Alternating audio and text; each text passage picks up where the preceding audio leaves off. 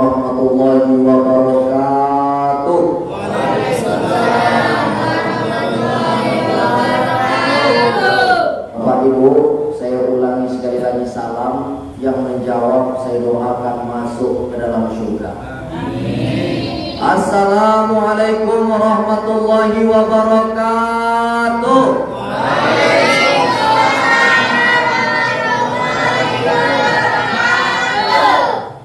Saya baru tahu jamaah yang berani bentak-bentak Ustaz. Kuat kali. Alhamdulillah, alhamdulillahilladzi wa ilaikal mustaka wa antal musta'an. Ya Hanan, ya Manan. Allahumma innana bi anna nashhadu an la ilaha illa antallah antal ahad antas samad alladzi lam yalid wa lam yulad wa lam yakul lahu kufuwan ahad.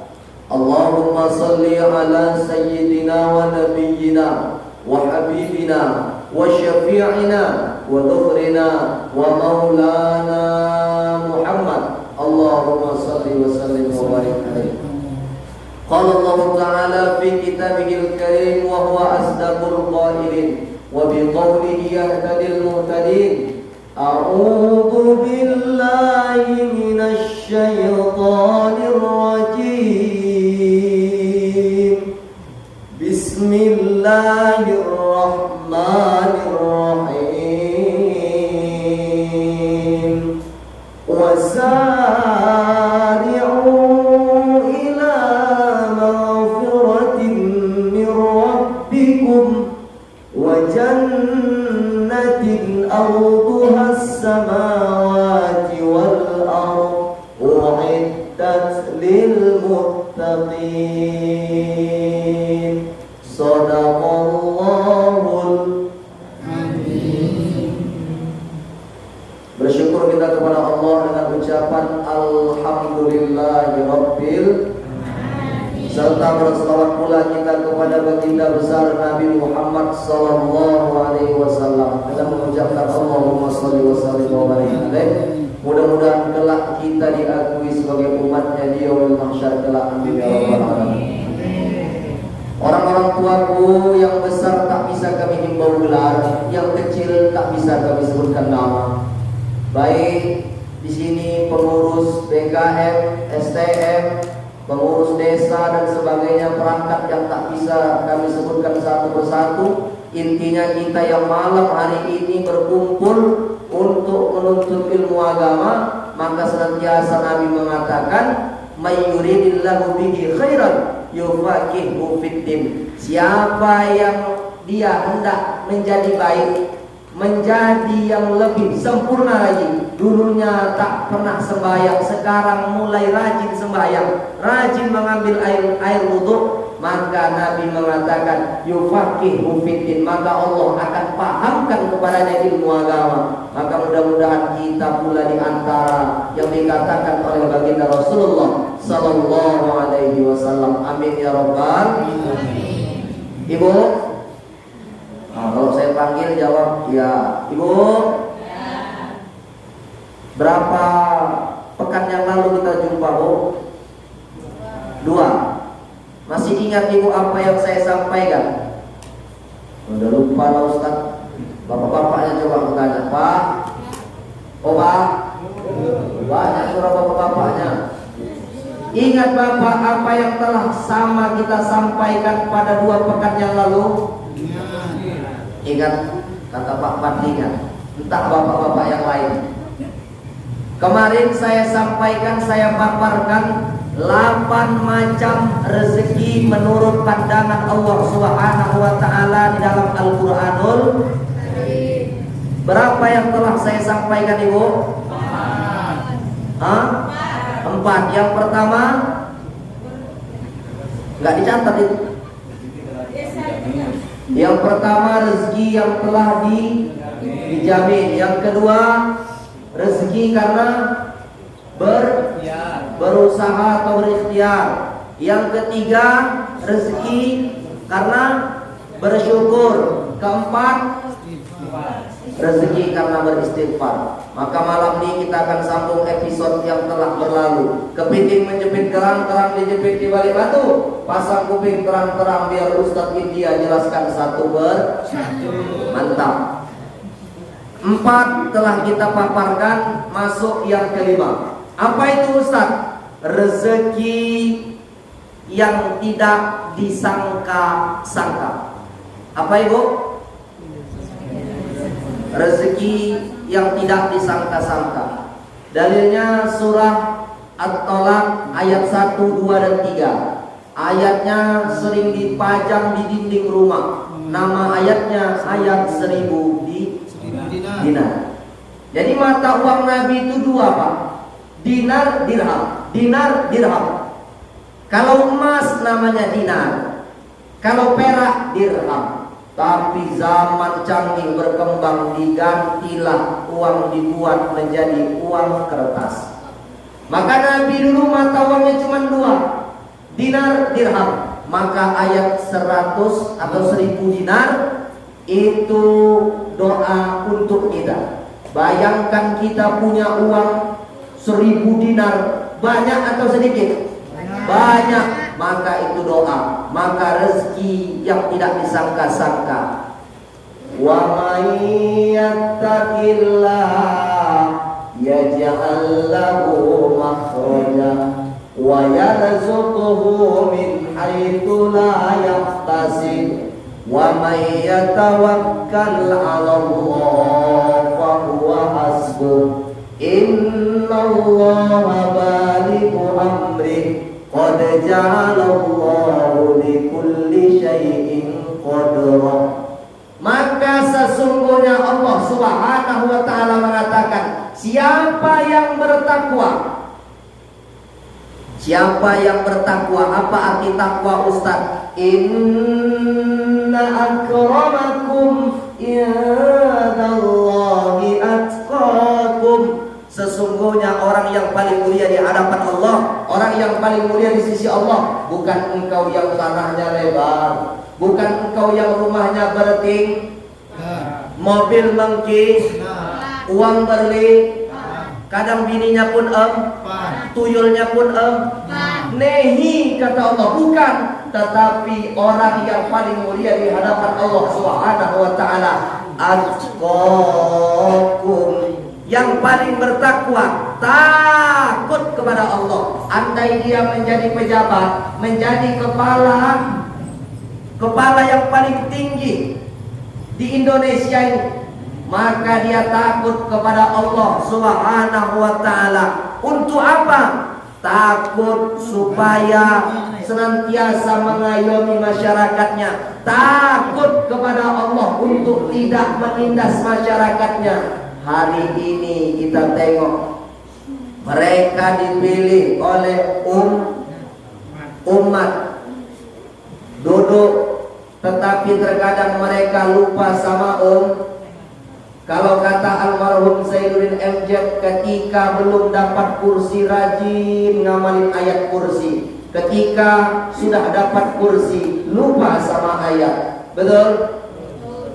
Maka na'udzubillah, orang yang senantiasa hidupnya penuh dengan takut kepada Allah, andai dia jadi pedagang, dia takut untuk mengurangi timbangan. Andai dia bekerja, dia kerja sama orang, dia mengerjakan rumah orang, dia takut menipu, membohongi orang lain yang dapat mencelakakan dan merugikan orang lain. Dalam kehidupannya seakan CCTV Allah Subhanahu wa taala mengelilinginya. Maka orang semacam ini, kata Allah,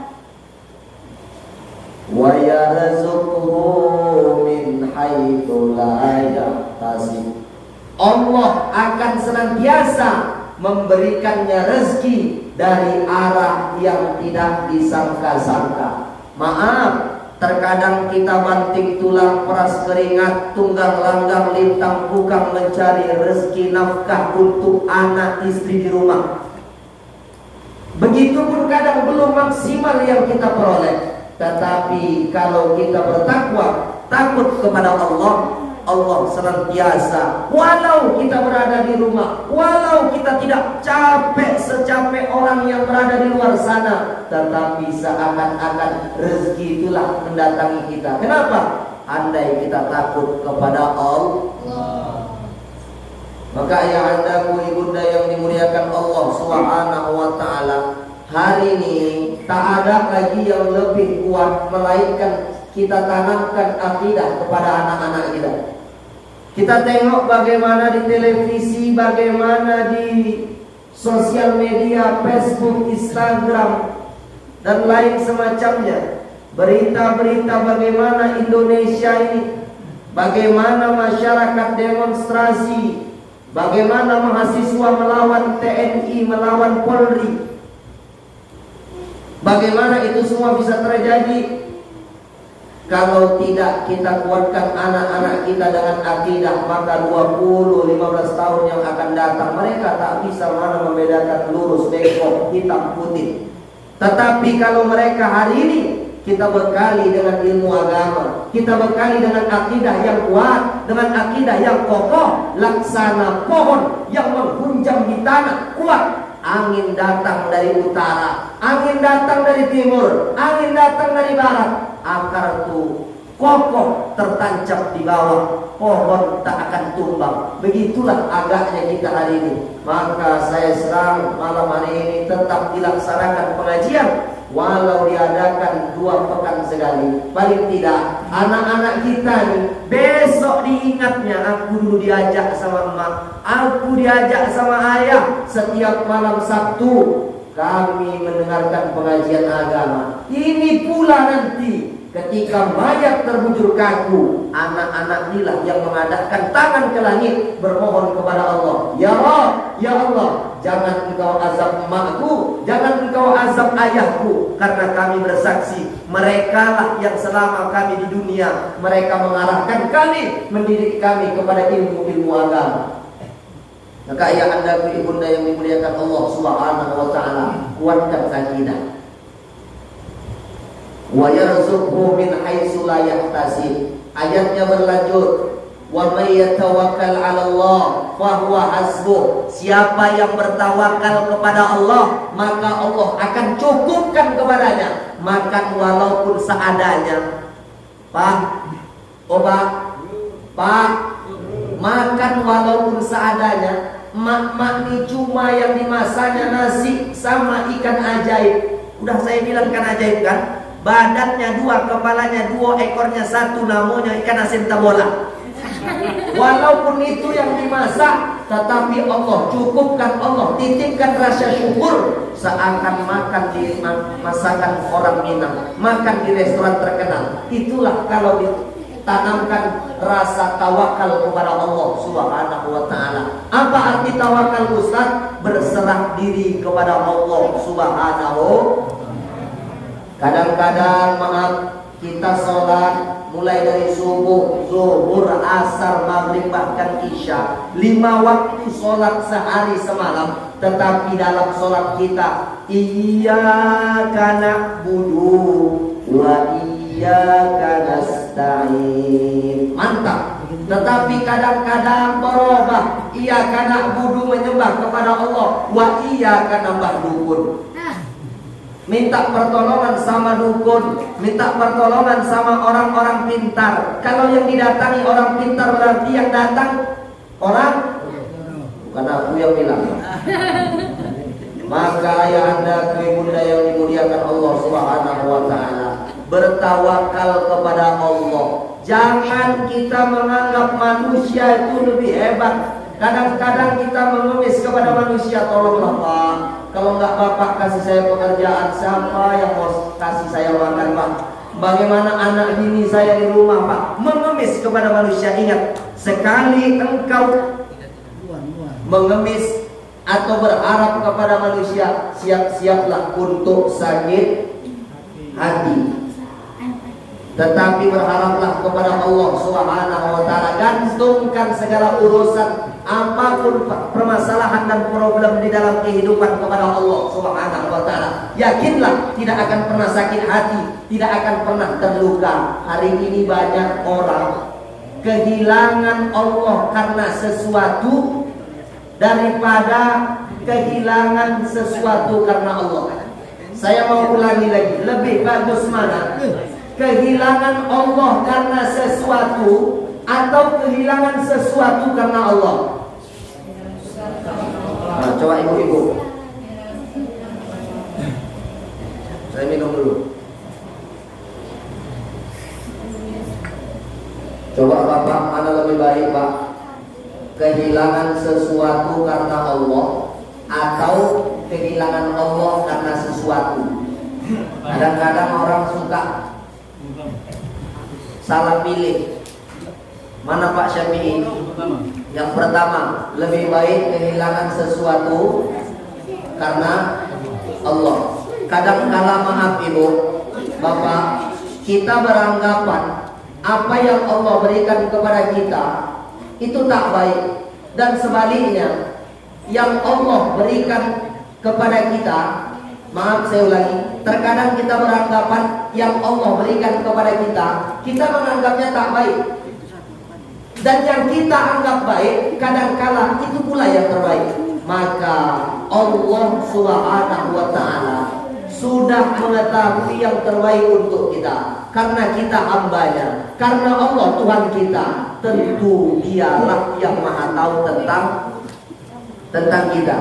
Maka ibu ayah anda yang dimuliakan Allah Subhanahu wa ta'ala, rezeki yang datang tidak disangka-sangka, itu yang kelima. Masuk yang keenam. Apa itu Ustaz? Rezeki karena sudah menikah. Jadi hari ini ibu yang punya anak lajang, yang punya anak gadis, bapak-bapak yang menduda, mana tahu ada Pak? Udah jangan kasih tahu. Nah, jadi kalau ada anak gadis, ada anak lajang sudah menikah, jangan pernah risau, jangan pernah khawatir, jangan pernah takut. Kenapa Ustaz? Rezeki sudah menikah, sudah dijamin dan ditetapkan oleh Allah Subhanahu wa ta'ala. Ada dalilnya Ustaz? Ada. Surah An-Nur ayat 32. Bismillahirrahmanirrahim. Wa ankihul ayama minkum was-salihina min ibadikum wa imaikum iyakunu fuqara yughnihimullahu min fadlih wallahu wasi'un alim. Allah mengatakan dalam surah An-Nur ayat 32, dan nikahkanlah. Di situ perintahnya ayah, emak yang punya anak laki-laki, yang punya anak perempuan, yang belum menikah, nikahkanlah. Wassolihina min ibadikum, dan nikahkan juga orang-orang yang layak di antara kamu yang belum menikah, yang layak menikah, nikahkanlah. Wa imaikum, dan budak hamba sahaya. Sekarang ini sudah tak ada lagi budak sudah dihapuskan. Orang yang cepat sekali menghapuskan perbudakan tak ada lain Islam.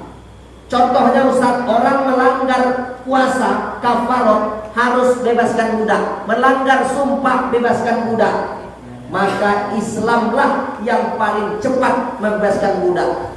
Budak itu diambil dari mana Ustaz? Kalau tawanan perang, orang yang menang perang, tawanan itu diambil menjadi budak. Budak itu terserah mau diapain, seperti kita punya elektronik, punya mainan, mau lempar. Begitulah. Maka Islamlah datang dihapuskan perbudakan. Maka yang kita kenal azan itu berkumandang, Allahu Akbar, Allahu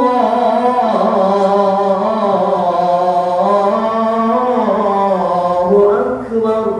Itu yang mengumandangkannya Bilal bin Rabah, tukang azan Rasulullah Sallallahu Alaihi Wasallam. Sampai tiba Rasulullah wafat, meninggal dunia, Bilal tak mau azan. Bilal sedih kalau dia mengumandangkan azan, seakan teringat dengan baginda Rasulullah Sallallahu Alaihi Wasallam. Bilal itu bekas mantan budak. maka Islamlah yang paling cepat membebaskan budak. Nikahkan. Wa imaikum. Ayatnya berlanjut. Iyakunu fuqara. Disinilah dia. Kalau mereka itu anak lajangmu, anak gadismu, fuqara. Apa itu fuqara? Miskin. Apa itu fuqara? Maka kalau yang berhak menerima zakat itu ada 8. 2 diantaranya miskin sama fakir. Kalau miskin, pendapatan di Bandar Tengah ini 500 umumnya. Satu kepala rumah tangga dapat 500.000 rupiah. Dia cuma dapat 200, tak sampai 500.000. Itu disebut miskin. Paham? Tetapi ada namanya fuqara, fakir. Kalau masyarakat Bandar Tengah ini umumnya dapat 500, jangankan 500, jangankan 200, jangankan 100, tak ada pemasukan sama dia, no income, maka itulah disebut fakir. Maka Al-Quran mengatakan iyakunu fuqara. Kalau mereka itu tak ada pendapatan, tak ada income, yughnihimullahu min fadli. Allah yang akan mengayakan mereka, Allah yang akan mencukupkan mereka. Wallahu wasi'un alim. Dan Allah maha luas karunia-Nya. Pak, Bapak pernah main-main ke Perapat? Pernah. Di dalam Perapat tuh pernah Bapak nengok keramba. Di situ banyak ikan nila, ikan emas, bahkan udang lobster. Itu mereka kasih makan tiap hari yang keramba A, B, C. Panenlah keramba A. Setelah keramba A panen baru keramba B, baru C, baru begitu rutinitasnya. Tapi kalau di laut, berapa banyak nelayan pergi, berapa banyak nelayan mencari ikan, menangkap ikan, tak ada kita dengar ikan habis, ikan gak ada. Kenapa? Ikan masih bertelur, tak ada ikan yang mau ditangkap. Itulah maha kayanya Allah, maha luasnya Allah subhanahu wa ta'ala. Bapak miara ikan lele ternak di rumah, terpal 1, terpal 2, terpal 3. Bapak udah panen terpal 1, besok mau panen lagi nggak bisa, harus ngulang lagi. Tetapi Allah subhanahu wa ta'ala maha luas. Maka jangan pernah takut rezeki sudah menikah ada. Maka hari ini Bapak punya anak 2, punya anak lebih dari 2, nggak tahu Ustaz, anakku sekolahkan ke pesantren, anakku sekolahkan masuk mondok, nggak tahu Ustaz. Tiba-tiba rezeki itu ada, jangan ngalir macam air. Kenapa? Allah sudah katakan di dalam surah An-Nur ayat 32, kalau engkau miskin, kalau engkau hidup tak berkecukupan, Allah yang akan mengayakan engkau. Setuju yang punya anak gadis mau dinikahkan besok? Setuju. Setuju, mantap.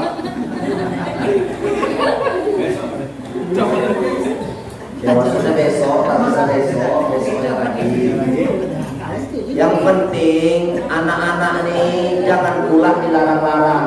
Karena Pak, 5 di dalam Islam itu yang mesti disegerakan. Maka tadi saya menengok habis sholat salaman, itu salaman duduk tengok-tengokan aku sama kakek ini, kok lama kali kek? Iya. Mana orangnya kek? Iya, ada takjian. Oh, ada takjian. Tunggu mana Pak Sapi ini orang apa? Nampak pula Pak Bakti. Udah masuk di luar masuk, nggak masuk juga. Rupanya ada kemalangan, ada takjian. Maka di dalam Islam itu yang mesti disegerakan itu 5. Yang pertama itu menguburkan jenazah. Meninggal waktu pagi jam 6 pas. Habis zuhur dikebumikan, habis asar dikebumikan, bagus. Silahkan tafadhol monggo. Meninggal malam dikebumikan besok pagi, bagus.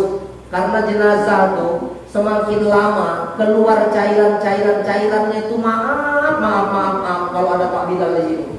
Itu bukan main. Kenapa?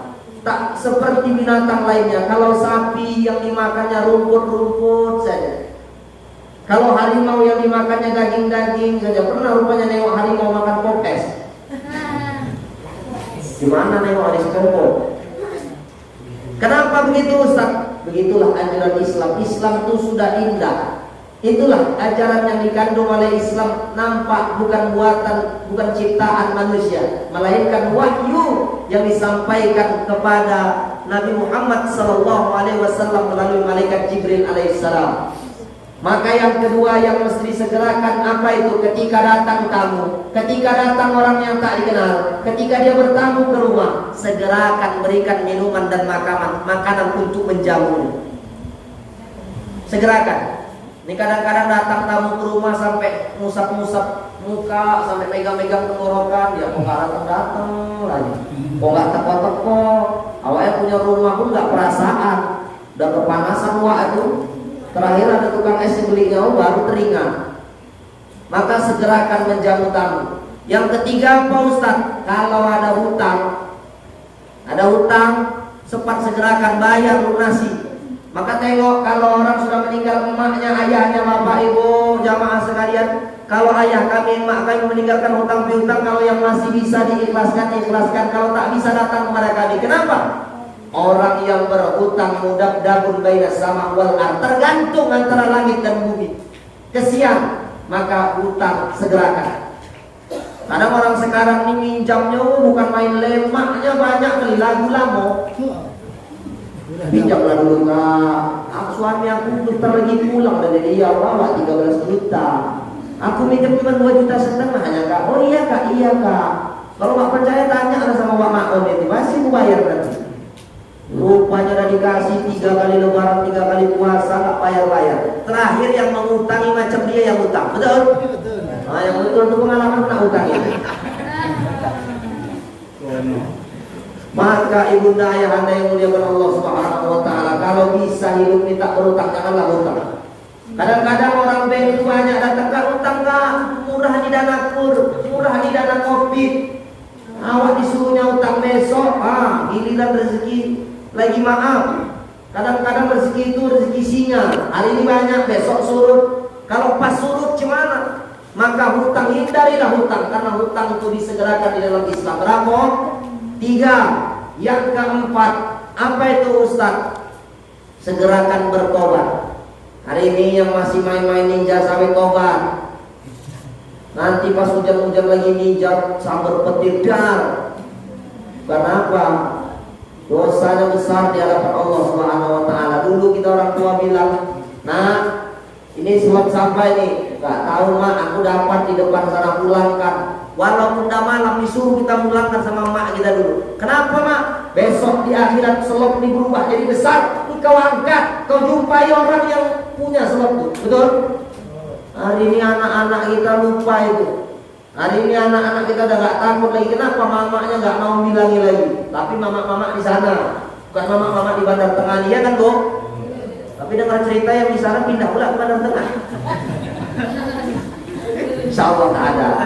Ada pun jadi daerah perbatasan, tak masuk Bandar Tengah.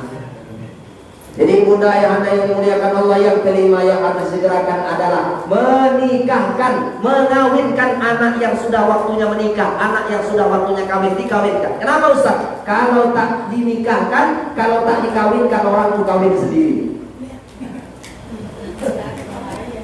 Maka ngeri kita nengok anak-anak sekarang Pak. Anak-anak kita dulu beda sama anak-anak kita sekarang. Kalau dulu maaf, emak saya, kakek saya, atuk saya cerita dulu kami kecil-kecil ada sungai airnya jernih di sawah. Kami maaf di situ bergabung laki-laki perempuan, padahal tak boleh. Tetapi mereka tak malu seperti anak sekarang. Anak sekarang malunya itu luar biasa. Tapi malu-malu di depan kita, di belakang kita hantu belau. Tapi tak ada anak-anak sini.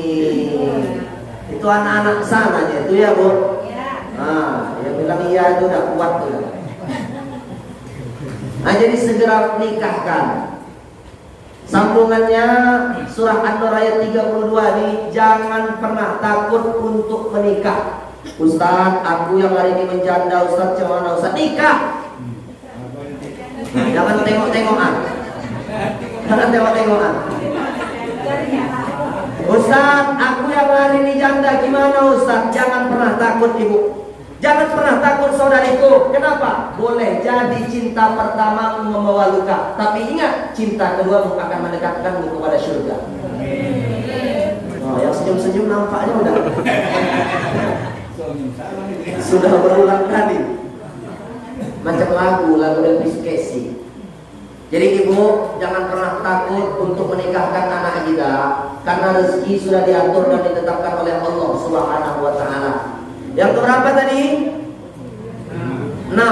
Sekarang yang ke-7. Apa itu Ustaz? Yang ke-7 adalah rezeki anak. Rezeki dalilnya surah Al-Isra. Kalau tadi 32, ini Al-Isra 31.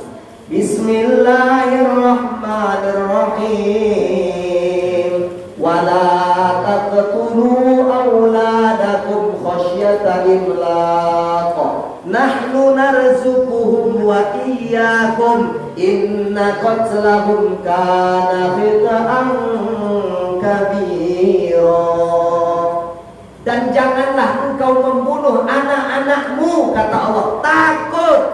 Engkau bunuh karena takut. Takut apa? Takut kelaparan, takut miskin, takut tak makan. Jangan engkau bunuh. Ternyata orang-orang dulu, orang-orang sebelum Islam, mereka tuh kalau punya anak banyak-banyak takut. Kenapa? Takut kelaparan, takut miskin. Bahkan Bu, maaf, sebelum diutusnya Rasulullah SAW menjadi Rasul dan menjadi Nabi, anak-anak perempuan itu tak berharga. Bahkan maaf, anak-anak itu kalau ditengok dia perempuan, ketika lahir ditanam hidup-hidup, dibunuh hidup-hidup. Bahkan orang yang hamil ketika itu ditancapkan pisau, ditancapkan pisau, tak ada harganya perempuan. Maka kenapa yang terkenal tuh laki-laki daripada perempuan? Padahal di dalam Islam tuh perempuanlah yang paling hebat. Tetapi nasab keturunan memang semuanya berawal dari laki-laki. Maka kenapa kita tahu siapa nama kakek Rasul? Abdul Muthalib. Ayah Rasul Abdul. Ibu Rasul Siti. Pernah kita tahu siapa nenek Rasulullah namanya? Siapa nama neneknya? Jarang kan dibilang kan? Namanya itu sama seperti nama anaknya, Fatimah namanya. Kenapa? Karena laki-laki itu lebih dominan. Bahkan ketika itu perempuan itu tak ada harganya, Bagaimana perempuan itu dilecehkan? Perut dalam keadaan hamil ditikam, disobek, dikoyak. Maaf ibu, tapi begitulah ketika Islam itu datang, maka perempuan itulah diangkat, naik derajatnya. Ibu kaulah mulia, derajatmu 3 tingkat dibanding ayah. Kau mengandung, melahirkan, menyusui, mengandung, melahirkan, menyusui. Berapa anaknya, Bu? Ya, berapa anaknya? Mengandung, melahirkan, menyusui. Mengandung, melahirkan, menyusui. Berapa anaknya? 1. Anaknya 2. Kenapa gitu Ustaz? Mengandung, melahirkan, menyusui anak pertama. Mengandung, melahirkan, menyusui anak kedua. Jadi kalau ibu bilang anaknya 2 Ustaz, ibu bilang 3. Kok gitu Ustaz? Mengandung, melahirkan, menyusui, lahir 2 pertama. Yang kedua mengandung, melahirkan, menyusui, lahir 1. Ustaz kita mau kalah. Begitulah Ustaz. Kalau bisa jangan kalah. Ibunda ayahanda yang dimuliakan Allah Subhanahu wa taala. Kata Allah tadi di dalam surah Al-Isra ayat 31, jangan kau bunuh. Nahnu narzuquhum. Di sini kalimat rezekinya. Kami yang memberikan rezeki, wa iyyakum. Anak-anakmu itu aku yang beri rezeki, kata Allah. Wa iyyakum. Dan engkau juga aku yang memberi rezeki. Inna qatlahu. Siapa yang membunuh anaknya karena takut dia miskin, takut dia tak sanggup membolong membeli susu. Berapa banyak hari ini kita temukan bayi yang baru lahir, di tong sampah, masuk di dalam peceran, dikubur hidup-hidup. Ketika dikubur tuh rupanya ada yang kenzero. Apa itu Ustaz? Keten jarak jauh. Ada yang kenzero, diketen dari jarak jauh, maksudnya diintip. Rupanya ibu itu sedang mengubur anaknya dalam keadaan hidup-hidup. Gitu diintip jarak jauh, ibu tuh pergi, ditengok, rupanya ada anak bayi yang sedang menangis terkubur, kena pasir, kena tanah. Izin Allah, kuasa Allah, anak itu tak mati, anak itu belum meninggal, selamat, diselamatkan. Ada yang nampak, ada yang jumpa. Ternyata ibu pun ada pula ibu badau. Pikir awak ayah aja yang ada ayah badau. Ibu pun ada ibu badau. Anaknya sendiri tak disayangnya, tapi ibu di sana. Kalau ibu di Bandar Tengah ini tak ada sayang semua sama anaknya. Kalian tak pernah dicubit kan? Ya kan? Nah, jangan. Ibu kalau marah-marah sama anak, doakan mereka jadilah kau bupati Serdang Bedagai. Jangan pernah ibu yang anak hantu belau, mamanya hantu belau. Jangan pernah ibu sumpahkan anak yang tak elok, sumpahkan yang baik. Jadi kau camat kau, Bandar Kalipak. Anak itu namin katanya. Aku dulu bu, kecil-kecil macam anak-anak nih, emakku tuh selalu marah sama aku tuh, didoakan. Rabbi habli minas sholihin, doa Nabi Ibrahim. Rabbi habli minas sholihin, didoakan sama mama aku. Didoakan selalu. Tapi orang bertanya pula sama emak aku, Kak, nama emakku Kak Linda. Oh Kak Linda, kenapa ketika ikram tuh kakak bacakan doa Rabbi habli minas sholihin, dia kok langsung nangis Kak? Mama aku pede kali jawabnya, iya aku bisikkan di telinganya Rabbi habli minas sholihin, tapi tangan main juga. Wah, kita sudah nangis Kak. Maka ibu doakan orang ini. Insya Allah besok dengan doa ibu mereka dijadi orang besar. Amin. Besok kita dengar jadi menteri, jadi DPR, orang-orang dari Bandar Tengah ini. Karena tak pernah tahu dari doa ibu-ibu yang mana doa itu dikabulkan oleh Allah. Betul? Nah, betul aja lah. Jadi ibu udah berapa tadi itu? 7. Nah sedikit lagi, waktu kita terus berjalan. Udah pukul 20.52 waktu Indonesia bagian Bandar Tengah. Nah jadi ibu yang ke-8, rezeki karena bersedekah. Apa bu? Nah ini yang ke-8, rezeki karena bersedekah. Dalilnya Ustaz surah Al-Baqarah ayat 245. Ingat aja 45, 245. Ingat kemerdekaan. Gimana itu Ustaz? Bismillahirrahmanirrahim. Madzal ladzi yuqridullaha qardan hasanan fayudha'ifahu lahu adhafan katsiratan wallahu yaqbidu wa yabsutu wa ilaihi turja'un. Allah di sini menggunakan kata manzal ladzi yuqridullah qardan hasanah. Siapa yang memberikan pinjaman? Orang yang bersedekah Allah ungkapkan yang memberikan pinjaman. Jadi kita masukkan ke kotak infak 1.000 rupiah, kita memberi pinjaman kepada Allah. Padahal Allah tak perlu kita berikan pinjaman. Allah sudah maha kaya. Innallaha ghaniyun 'anil alamin. Allah kaya akan alam semesta ini. Yang ada di langit, yang ada di bumi punya Allah. Tapi Allah gunakan kata siapa yang memberikan pinjaman qardon hasanah, pinjaman yang seelok-elok, sebaik-baik. Fayudha'ifahu lahu ad'afan katsiratan. Maka Allah akan lipat gandakan, akan Allah ganti ad'afan, lebih baik dari apa yang kita berikan. Wallahu yakbidu wa yabsutu wa ilaihi turja'un. Allah lah yang menyempitkan rezeki, Allah lah yang meluaskan rezeki. Wa ilaihi turja'un, dan kepadanya pula kita kembali. Jadi ibu saya mau cerita sedikit. Boleh? Nah, ibu bilang nggak boleh, mau saya cerita. Jadi ada cerita seorang ibu yang berada di luar negara Indonesia nih. Jadi dia buat pengumuman, siapa yang bersedia mengikuti aturan di rumahku, maka boleh bekerja di rumah. Dia ini rupanya cari pembantu ataupun kalau bahasa kita, bahasa kerennya baby sister.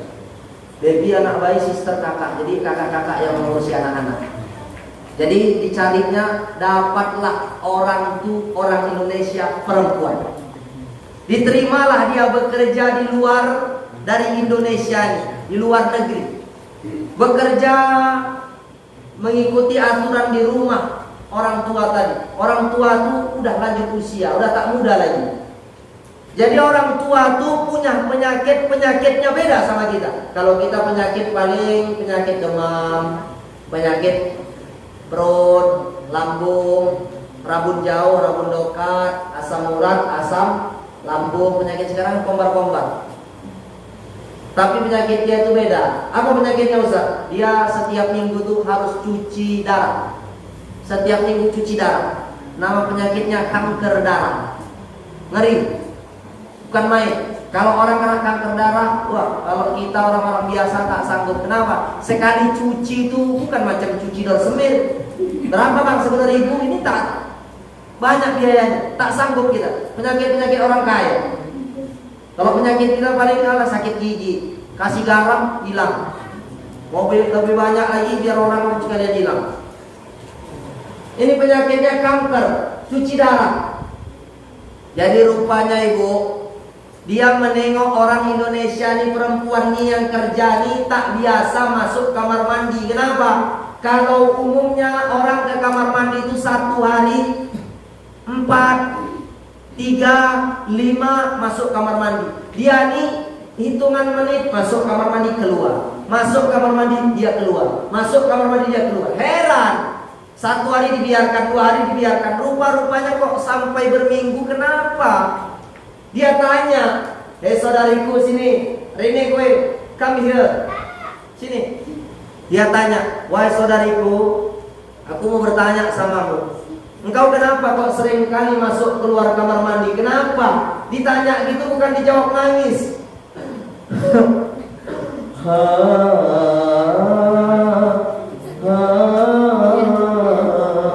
Nangis. Ketika itu cerita, jangan kau nangis. Kenapa? Lalu perempuan itu bercerita, wahai ibu, saya ini pengantin baru. Saya pengantin baru, aku habis melahirkan anakku. Aku kerja di rumahmu karena ekonomi kami tak baik, ekonomi kami rusak, keterpurukan, maka menyebabkanku harus pergi meninggalkan suami dan anakku. Sedih orang tua tadi mendengar anak perempuan itu cerita, mengadukan keluhan isi hatinya. Jadi aku di rumah meninggalkan anak dan suamiku, maka aku ke kamar mandi, maaf, air susuku penuh, aku keluarkan air asiku. Sedih, menangis orang tua tadi. Lalu dia bilang, wahai saudariku, engkau pulang ke negara asalmu, ke Indonesia. Ini aku belikan tiket, ini aku kasih uang selama engkau bekerja 3 tahun di tempatku. Padahal dia baru bekerja 3 hari lamanya, belum sampai hitungan tahun. Aku berikan gaji 3 tahun, engkau pulang, engkau besarkan anakmu, engkau didik anakmu. Kalau nanti anakmu sudah besar tumbuh, datang, silahkan engkau datang lagi kepadaku. Hari berganti, musim berubah, menit berubah menjadi jam, jam berubah menjadi hari. Tiba masanya perempuan tua tadi periksa darah. Ketika dicek di laboratorium, dicek sama dokter, terkejut dokter. Apa kata dokter?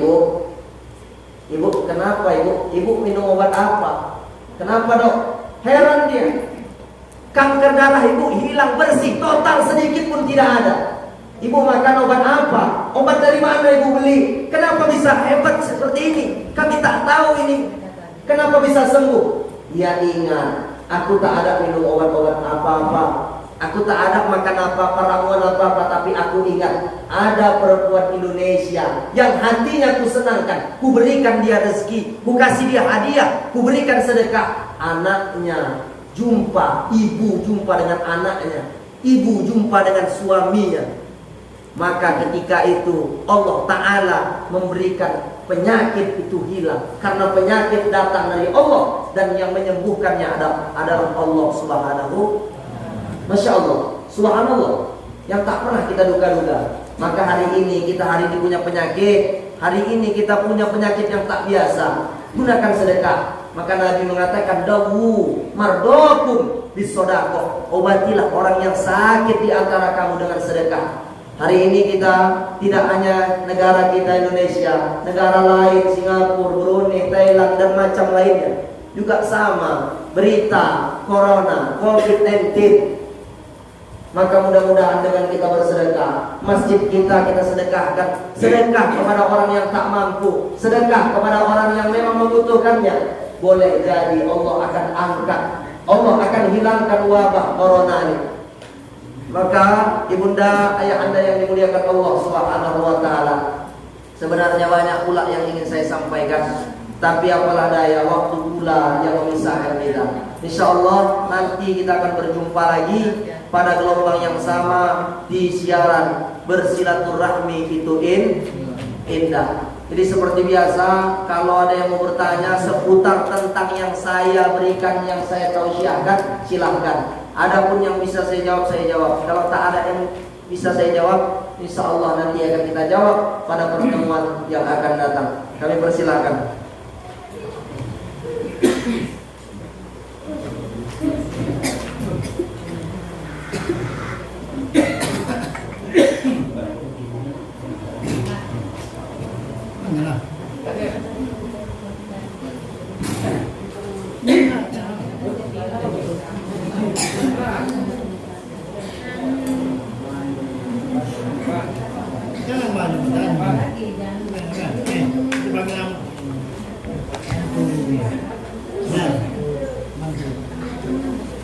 Bagaimana ya anda kalau tak ada? Assalamualaikum warahmatullahi wabarakatuh. Waalaikumsalam. Sudah saya minta maaf Pak Ustaz apabila pertanyaan yang menyinggung ataupun kelebihan, saya minta maaf sebelumnya. Mohon ampun kepada Allah. Yang ingin saya tanyakan begini Pak, dan ini selalu bertanya dalam hati saya, apa sebenarnya hakikat rezeki itu Pak? Yang pertama. Yang kedua, selalunya Pak, masyarakat awam ini kan menafsirkan bahwa rezeki itu kan untuk makan kita itu Pak, kan kesadaran. Jadi yang saya tanyakan juga yang kedua Pak, apakah batin dan ruh itu perlu makan minum juga? Kalau memang dia perlu makan minum, kira-kira apa itu Pak makan minum untuk batin dan ruh tadi? Terima kasih Pak. Ya, salah lagi yang mau bertanya. Kalau ada biar sekalian dijawab, biar kita tutup dengan doa. Cuma satu. Ibu-ibu ada yang? Ya, alhamdulillah ada pula yang bertanya. Orang bertanya ini dua sebenarnya. Yang pertama, dia paham, tetapi agak sedikit kurang jelas. Yang kedua, dia antara ragu-ragu. Jadi saya ingin menjawab pertanyaan dari anggota kita yang sebelah kanan saya. Jadi apa makna rezeki itu? Jadi rezeki itu bukan hanya uang, bukan hanya pangkat, bukan hanya kedudukan. Hari ini kita jadi orang biasa, besok kita diangkat jadi kepala desa di Bandar Tengah ini, di desa Bandar Tengah ini. Itu juga rezeki. Tapi ada rezeki yang paling besar, rezeki yang paling hebat. Apa itu? Rezeki kedatangan Muhammad SAW. Hari ini kita kenal membaca Al-Quran. Hari ini kita mampu sholat 5 waktu. Itu semua tak lain daripada rezeki nikmat datangnya Muhammad SAW. Jadi rezeki itu bukan hanya uang saja. Rezeki itu bukan hanya makan saja. Sehat pun rezeki. Kita hari ini duduk lurus lempang begini, rezeki. Ada pula kawan kita, maaf, duduknya merah gini. Kenapa? Pinggang udah encok. Yang encok tuh pula bersyukur. Kenapa? Rezeki. kawan kita maaf datang ke Masjid Baitur Rahman pun tak bisa, kemana-mana disorong, kemana-mana diangkat. Jadi rezeki itu banyak. Rezeki itu dari yang besar turun, yang sedang sampai yang paling kecil. Rezeki. Jadi makna rezeki itu apa yang diberikan Allah, tidak hanya senang, dalam keadaan duka pun kita orang Islam harus bersyukuri dan wajib mengatakan alhamdulillah. Itulah rezeki. Ustaz, jadi kalau kami ini kan Ustaz ada lahir, ada juga batin. Kalau lahir itu kan jelas Ustaz, kalau makan makanan yang enak, perut kami terasa kenyang. Kalau kami minum air putih, dahaga kami hilang.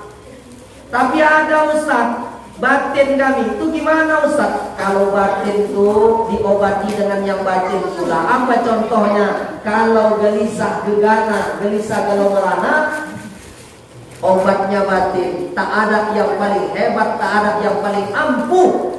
Walau engkau beli obat yang kecil itu diminum, dimasuk pelai, membumbung ke angkasa, tenang, hutang yang banyak seakan tak pernah kita pikirkan. Tetapi ada obat batin yang paling ampuh. Kalau kita buka ayatnya 600.000 lebih, jumlah nama ayatnya, jumlah nama surahnya 114 surah, diturunkan pada 17 Ramadan, diturunkan kepada Rasulullah SAW. Kalau orang yang membacanya akan mulia, diturunkan kepada Nabi yang mulia, diturunkan kepada bulan mulia, bulan Ramadan, maka insya Allah obat batin pun akan datang. Apa itu? Al-Quranul Karim. Ingat lagu-lagu orang tua dulu. Al-Quran, kitab suci kalam Tuhan.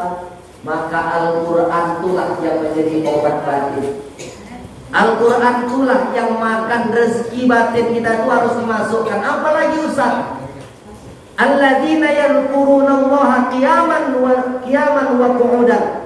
Orang yang senantiasa mengingat Allah dalam keadaan tegak, dalam keadaan duduk, dalam keadaan berbaring, maka itu juga obat daripada batin, makan daripada batin.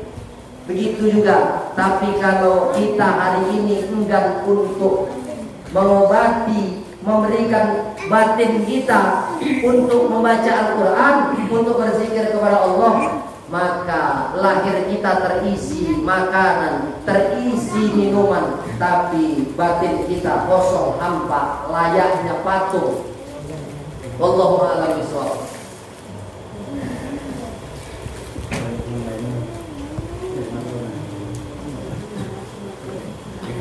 Bagaimana? Kalau keadaan ini kita tutup dengan doa. Ada Ustaz satu. Oh, ya. Assalamualaikum warahmatullahi wabarakatuh. Waalaikumsalam. Tadi Ustaz mengatakan memang kita tahu semua kalau rezeki dari Allah Taala, dijamin oleh Allah Taala. Tapi tidak ada keraguan di dalam hati kita karena rezeki itu belum datang, ada keraguan. Itu bagaimana mengatasinya? Mengatasi keraguan. Karena ada juga keraguan. Ya. Rezeki belum datang kan gitu. Jadi yang namanya setan itu udah pernah berkata di dalam Al-Quran, la'atiyannahum min baini aydihim, aku akan datangi anak cucu Adam, kita ini anak cucu Adam, min baini aydihim dari depan, wa min khalfihim dari belakang, wa an aymanihim dari sebelah kiri, wa an syama'ilihim dari sebelah kanan kiri. Tepatnya 4 penjuruannya, depan, belakang, kanan, kiri, didatangi oleh setan. Maka senantiasa hati kita waswas syaitan, ragu. Orang lain sudah dapat, ladangnya sudah lancar, banyak rezekinya, rezekimu mana? Datanglah keraguan. Maka mengatasinya, tertunjuk bapaknya. Maka mengatasinya tidak lain adalah kita berhusnuzon kepada Allah, berbaik sangka kepada Allah. Karena Allah mengatakan di dalam hadis kuncinya, ana inda zanni abdi, aku sama sebagaimana prasangka hambaku terhadapku. Maka berprasangka baik kepada Allah. Kenapa?